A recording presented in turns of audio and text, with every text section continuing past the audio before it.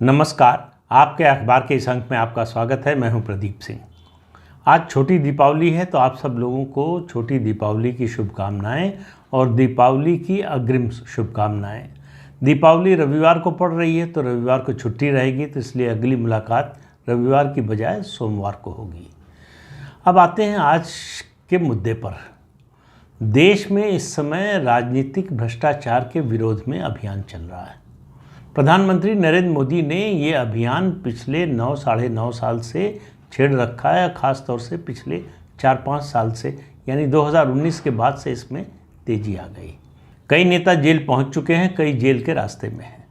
दीपावली बहुत बड़ा त्यौहार है हिंदुओं का, तो दीपावली पर बहुत से नेता जेल से बाहर हैं और जांच एजेंसियां भी शायद त्यौहार का ख्याल करके थोड़ा शिथिल हो गई। समन भेजे जा रहे हैं, बुलाया जा रहा है, लोग आ रहे हैं या आने से मना कर रहे हैं। उनका क्या होगा, इसका एक नमूना जो है वो पेश किया आज इन्फोर्समेंट डायरेक्टरेट ने। लालू प्रसाद यादव जब रेल मंत्री थे तो उस समय एक घोटाला हुआ नौकरी के बदले ज़मीन का। जिनको नौकरी दी उनसे ज़मीन लिखवा ली और ज़मीन लिखवाई किसी कंपनी के नाम से।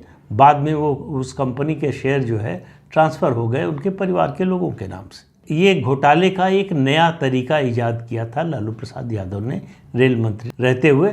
उनके पता नहीं किस अफसर ने ये उनको सलाह दी थी। ये ऐसा मामला था जिसमें पकड़े जाने पर बचत की कोई गुंजाइश ही नहीं थी। सब कुछ डॉक्यूमेंट पर था। जिसको नौकरी दी आपने वो उसके कागज़ पत्र हैं, उसकी योग्यता नहीं है या है इसका प्रमाण है। ज़मीन लिखवाई गई उससे, ये इसका प्रमाण है। जिस कंपनी के नाम लिखवाई गई वो फर्जी कंपनी या जिसको शेल कंपनी कहते हैं, खोखा कंपनी थी। उसके शेयर लालू प्रसाद यादव के परिवार के लोगों को ट्रांसफ़र हुए, इसका प्रमाण है। तो सब कुछ कागज़ पर है, सिर्फ उसको एक जगह रखकर इन्फोर्समेंट डायरेक्टरेट को, जांच एजेंसियों को दिखाना है अदालत को।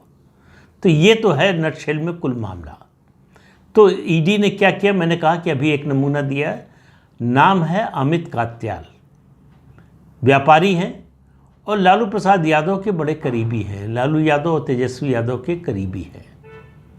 इनको ईडी ने गिरफ्तार कर लिया और इनकी गिरफ्तारी के जरिए संकेत किसको दिया? दिल्ली के मुख्यमंत्री अरविंद केजरीवाल को। आपको याद होगा, अरविंद केजरीवाल को ईडी ने समन भेजा और उन्होंने आने से मना कर दिया, बहाना बनाया। पूछा किस आधार पर भेजा है, ये तो गैर संवैधानिक है, आप भेज ही नहीं सकते इस तरह का समन। फिर पूछा मुझे गवाह के रूप में बुलाया है या मुझे आरोपी के रूप में बुलाया है।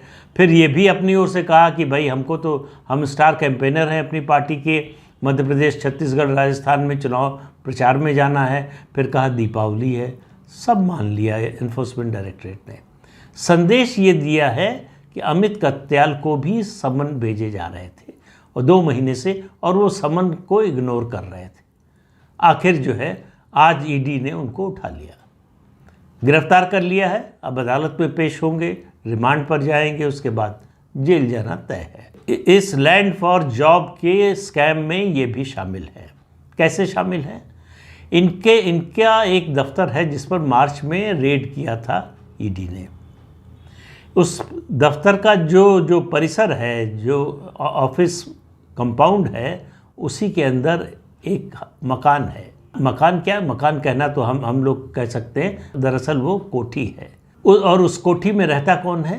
तेजस्वी यादव। ये उनका दिल्ली का आवास है। वैसे कागज़ पर कोठी जो है 2 कंपनियों के नाम से है। ये कंपनियां हैं AB एक्सपोर्ट्स प्राइवेट लिमिटेड और AK info system private limited. ये इस परिसर को इन दोनों कंपनियों के कार्यालय के रूप में दिखाया गया है, लेकिन इसमें रहते हैं तेजस्वी यादव। इसके अलावा बहुत सारी संपत्तियों के प्रमाण हैं ईडी के पास। तो PMLA का केस बनता है। उसी PMLA के केस में जो है अमित कात्याल को गिरफ्तार किया गया है। ये परिवार का बड़ा करीबी है। तो आप समझिए कि अमित कात्याल की गिरफ्तारी का मतलब है कि तेजस्वी यादव, लालू प्रसाद यादव, राबड़ी देवी और उनकी बेटी, इन कम से कम 4 लालू परिवार के 4 लोगों की गिरफ्तारी का रास्ता खुल गया है। यानी खुल गया है मतलब ईडी अब इस मामले में थोड़ा अपने कदम तेज़ कर रही है, तेज़ी से आगे बढ़ रही है।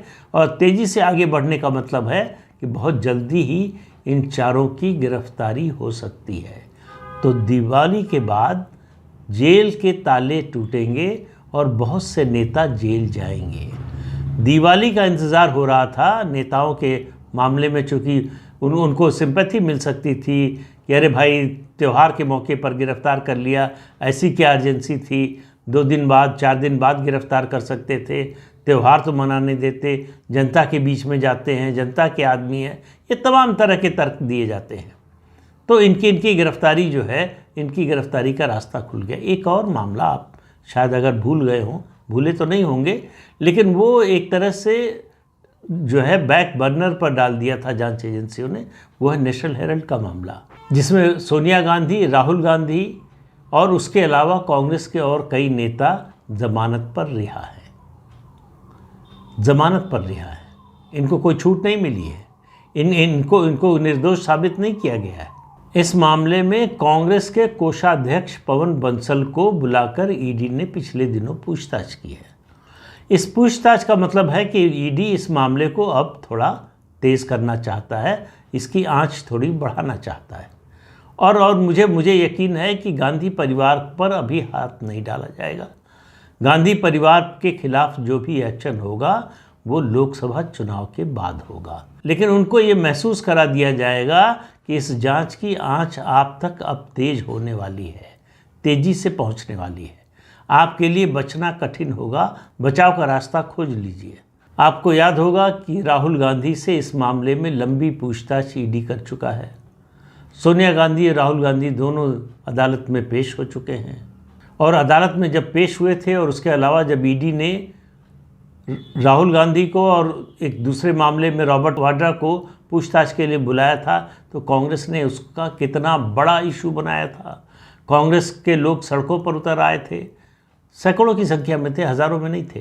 कांग्रेस की रैली में, कांग्रेस के प्रदर्शन में अब हज़ारों लोग नहीं आते, सैकड़ों में आते हैं, जुटाए जाते हैं। और चूँकि बगल में हरियाणा है, हरियाणा में भूपेंद्र सिंह हुड्डा को जब फ़ोन कर दिया जाए तो 1500 लोगों को भेजना उनके लिए कोई मुश्किल काम नहीं होता। अब दिल्ली की झुग्गी बस्तियों से कांग्रेस के लिए लोग नहीं आते, वो वोटर हो गया है आम आदमी पार्टी का। हालांकि आम आदमी पार्टी और कांग्रेस में आजकल दोस्ती चल रही है, लेकिन इसके बावजूद कांग्रेस के समर्थन में ज़्यादा लोग आते नहीं। ये हमने देखा गुजरात की अदालत में भी, जब राहुल गांधी की सदस्यता गई थी मोदी सरनेम पर जो उन्होंने बोला था उस डिफेमेशन केस में, और उसके अलावा जब राहुल गांधी को पूछताछ के लिए बुलाया गया, या सोनिया गांधी और राहुल गांधी को जब अदालत में पेश होना था, तो ये जो ऑरा बना हुआ था कि हम एलीट हैं, हम राज परिवार हैं, हमें कोई हाथ नहीं लगा सकता, हमसे कोई पूछताछ नहीं कर सकता, हमें किसी अदालत में खड़ा नहीं किया जा सकता, इस सब को मोदी ने ध्वस्त कर दिया। अगला कदम सीधे जेल की ओर जाता है, ईडी का रिमांड। उसके रिमांड के बाद जो है वो जुडिशल कस्टडी का ही रास्ता खुलता है। लेकिन गांधी परिवार कब जाएगा कि नहीं जाएगा ये मैं नहीं जानता, लेकिन मामला जो है धीरे धीरे बढ़ता जा रहा है। आज जो है जांच एजेंसियां बढ़ाती जा रही।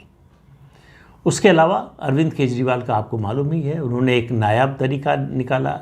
उन्होंने अपने लोगों को बुलाया, अपनी पार्टी के लोगों को, और ये एक तरह से प्रस्ताव कराया कि हम रेफरेंडम कराएंगे, जनमत संग्रह कराएंगे कि अगर केजरीवाल को गिरफ्तार किया जाता है तो वो जेल में कैबिनेट की मीटिंग बुला सके, जेल से सरकार चला सके। अदालत से रिक्वेस्ट करेंगे कि जेल में कैबिनेट मीटिंग होने दिया जाए।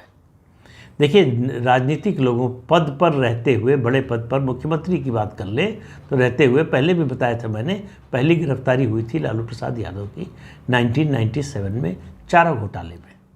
ये बात सही है कि संविधान में ऐसा कुछ लिखा नहीं है कि जेल जाने के बाद मुख्यमंत्री या मंत्री अपना मंत्रालय नहीं चला सकता, लेकिन ये नैतिकता का तकाजा है कि अगर आप किसी भ्रष्टाचार के मामले में आरोपी हैं तो आपको इस्तीफ़ा दे देना चाहिए। कुछ मामलों में अदालत निर्देश देती है कि अब इस्तीफ़ा दे देना चाहिए, जो महाराष्ट्र के मामले में हुआ, अनिल देशमुख और दूसरे नेताओं के मामले में हुआ, इसी तरह से मनीष सिसोदिया गिरफ्तार हुए तो उनको इस्तीफ़ा देना पड़ा, लेकिन सत्येंद्र जैन गिरफ्तार हुए तो कई महीने तक उन्होंने इस्तीफ़ा नहीं दिया और जेल से अपना विभाग, अपना मंत्रालय चलाते रहे। उसी रास्ते पर चलना चाहते हैं अरविंद केजरीवाल। तो लालू प्रसाद यादव जब गिरफ्तार हुए तो वो चाहते तो इस्तीफ़ा नहीं देते, लेकिन गवर्नर ने, उस समय के जो गवर्नर थे AR किदवई, उन्होंने कहा कि मुझे एक हैंड्स ऑन चीफ मिनिस्टर चाहिए जो एडमिनिस्ट्रेशन चलाए, जेल से ऐसे नहीं चल सकता है। तब ये हुआ कि किसी को बनाया जाए। तो राबड़ी देवी को मुख्यमंत्री बनाने का सुझाव आपको मालूम है किसने दिया? आप शायद कल्पना नहीं कर पाएंगे उसके नाम की। उनका नाम था उस समय तमिलनाडु के मुख्यमंत्री M करुणानिधि। उन्होंने लालू प्रसाद यादव से कहा कि अपनी पत्नी को मुख्यमंत्री बना दीजिए। लालू प्रसाद यादव को बिल्कुल ठीक लगा। उन्हें लगा कि भाई वो पीछे से हम एक तरह से सरकार चलाएंगे, कोई बगावत का या किसी के जो है ज़्यादा ताकतवर हो जाने का पार्टी में ये भी खतरा नहीं रहेगा। दूसरा मामला हुआ था 2014 सितंबर में, जब जयललिता गिरफ्तार हुई थी DA केस में, डिसप्रपोर्शनेट एसेट्स के केस में। तब जब वो जेल गई तो उन्होंने अपने मंत्रिमंडल के साथियों को बुलाया। उसमें आपकी जानकारी के लिए बता दें कि ये सेंथिल बालाजी भी थे, उस समय AIADMK में थे और मंत्री थे, जयललिता के करीबी थे, उनको भी बुलाया था। जयललिता ने कहा कि मैं इस्तीफ़ा दे रही हूँ और आप विधायकों में से किसी एक को मुख्यमंत्री चुन लीजिए। और वहाँ बैठे हुए O पनीरसेल्वम की ओर इशारा करके कहा कि मेरी पसंद जो है वो O पनीरसेल्वम है। तो पनीरसेल्वम जो है मुख्यमंत्री बन गए। ये दो उदाहरण हैं मुख्यमंत्रियों के। जब मुख्यमंत्री जेल गए तो उन्होंने इस्तीफ़ा दिया और अपना सक्सेसर जो है वो चुनवाया। लेकिन अरविंद केजरीवाल ऐसा नहीं करना चाहते। सवाल ये नहीं कि अरविंद केजरीवाल क्या चाहते हैं, सवाल ये है कि इस देश का कानून और संविधान क्या कहता है। क्या जेल में रहकर कोई मंत्रिमंडल की बैठक बुला सकता है? क्या जेल में रहकर कोई सरकार चला सकता है? ये जब हमारे संविधान निर्माता संविधान बना रहे थे तो उन्होंने इसकी कल्पना नहीं की होगी कि कोई ऐसा समय आएगा जब मंत्री और या मुख्यमंत्री किसी आरोप में, अपराध में जेल जाएगा और उसके बाद भी पद पर बने रहना चाहेगा। पद के प्रति ऐसी लालसा, लिप्सा आप देखिए कि लालू प्रसाद यादव की छवि किस तरह की है सार्वजनिक, और अरविंद केजरीवाल की किस तरह की है। त्यागी, भ्रष्टाचार के खिलाफ आंदोलन करने वाला, कट्टर ईमानदार, और लालू प्रसाद यादव की छवि इसके ठीक विपरीत। लेकिन लालू प्रसाद यादव ने इस्तीफा देने में देर नहीं की, नैतिकता के नाते। लालू प्रसाद यादव नैतिकता के तकाजे को समझ रहे थे, क्योंकि वो राजनीति को भी समझते हैं, जमीनी राजनीति को समझते थे। और उनको मालूम था कि ये अगर वो बने रहेंगे मुख्यमंत्री तो ये ज़्यादा समय तक चलने वाला नहीं है। एक जल्दी ही अदालत के आदेश पर उनको इस्तीफ़ा तो देना ही पड़ेगा। तो इससे अच्छा है पहले से इंतज़ाम कर लें। लेकिन अरविंद केजरीवाल अभी हवा के घोड़े पर सवार हैं। उनको लगता है कि उनको भारी जन समर्थन है। उनको ये उम्मीद है, या ये कहेंगे ये गलतफहमी है कि वो जेल जाएंगे तो पूरे देश में लोग सड़कों पर निकल आएंगे उनके समर्थन में। ऐसा कुछ होने वाला नहीं है। देश में पूरे छोड़ दीजिए, दिल्ली में भी लोग सड़कों पर निकलने वाले नहीं हैं। ये ठीक है कि अरविंद केजरीवाल की छवि उतनी खराब नहीं है जितनी कांग्रेस और बीजेपी चाहते हैं। दिल्ली की बात कर रहा हूँ, दिल्ली के बाहर की बात नहीं कर रहा हूँ। दिल्ली में अब भी अरविंद केजरीवाल की लोकप्रियता बनी हुई है और इस बात को अरविंद केजरीवाल समझते हैं, उनके विरोधी भी समझ रहे हैं। इसके बावजूद उनके लिए जेल जाने पर जेल से सरकार चलाना संभव नहीं होगा। ये बात आप आज मान लीजिए और जल्दी ही इसका प्रमाण आपको मिल जाएगा।